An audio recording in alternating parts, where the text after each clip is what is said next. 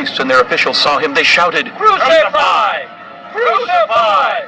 But Pilate answered, You take him and crucify him. As for me, I find no basis for a charge against him. The Jews insisted. "We have a law, and according to that law he must die, because he claimed to be the Son of God." When Pilate heard this, he was even more afraid, and he went back inside the palace.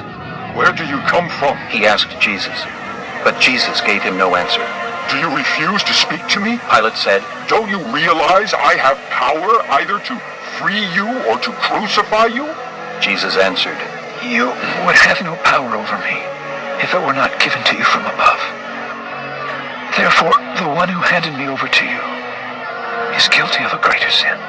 From then on, Pilate tried to set Jesus free, but the Jews kept shouting, "If you let this man go, you are no friend of Caesar. Anyone who claims to be a king opposes Caesar."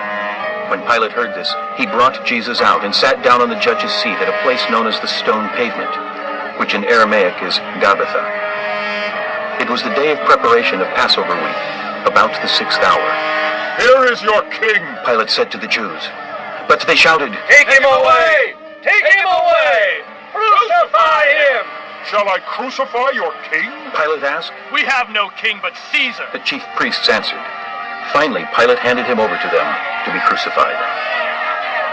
So, the soldiers took charge of Jesus. Carrying his own cross, he went out to the place of the skull, which in Aramaic is called Golgotha. Here they crucified him, and with him 2 others, one on each side, and Jesus in the middle. Pilate had a notice prepared and fastened to the cross. It read, Jesus of Nazareth, the King of the Jews.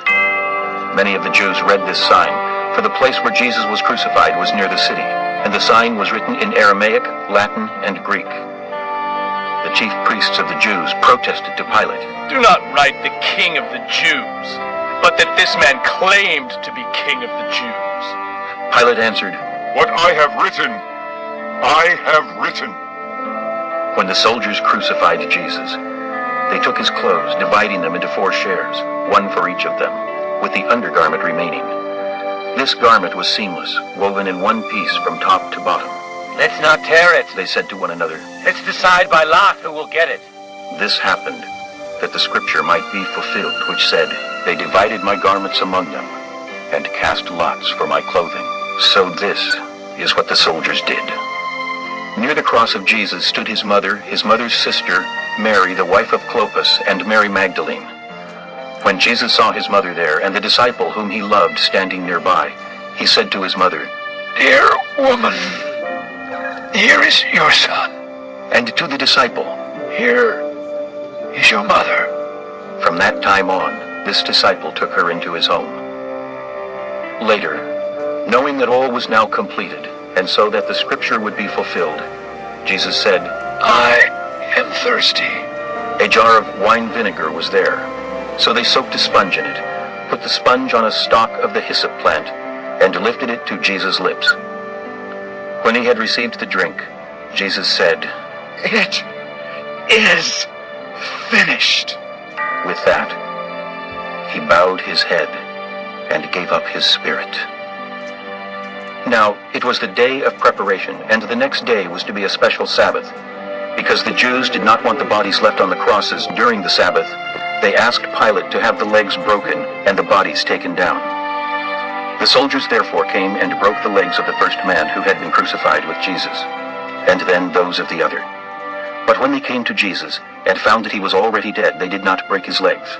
Instead, one of the soldiers pierced Jesus' side with a spear, bringing a sudden flow of blood and water. The man who saw it has given testimony, and his testimony is true. He knows that he tells the truth, and he testifies so that you also may believe. These things happened so that the scripture would be fulfilled. Not one of his bones will be broken. And as another scripture says, they will look on the one they have pierced. Later, Joseph of Arimathea asked Pilate for the body of Jesus. Now, Joseph was a disciple of Jesus, but secretly, because he feared the Jews. With Pilate's permission, he came and took the body away. He was accompanied by Nicodemus, the man who earlier had visited Jesus at night. Nicodemus brought a mixture of myrrh and aloes, about 75 pounds. Taking Jesus' body, the 2 of them wrapped it, with the spices in strips of linen. This was in accordance with Jewish burial customs. At the place where Jesus was crucified, there was a garden, and in the garden a new tomb, in which no one had ever been laid. Because it was the Jewish day of preparation, and since the tomb was nearby, they laid Jesus there. Chapter 19. Then Pilate took Jesus and had him flogged. The soldiers twisted together a crown of thorns and put it on his head. They clothed him in a purple robe and went up to him again and again, saying, Hail, King of the Jews! And they struck him in the face. Once more Pilate came out and said to the Jews, Look, I am bringing him out to you to let you know that I find no basis for a charge against him. When Jesus came out wearing the crown of thorns and the purple robe, Pilate said to them, Here is the man. As soon as the chief priests and their officials saw him, they shouted, Crucify! Crucify! But Pilate answered, You take him and crucify him. As for me, I find no basis for a charge against him. The Jews insisted. We have a law, and according to that law he must die, because he claimed to be the Son of God.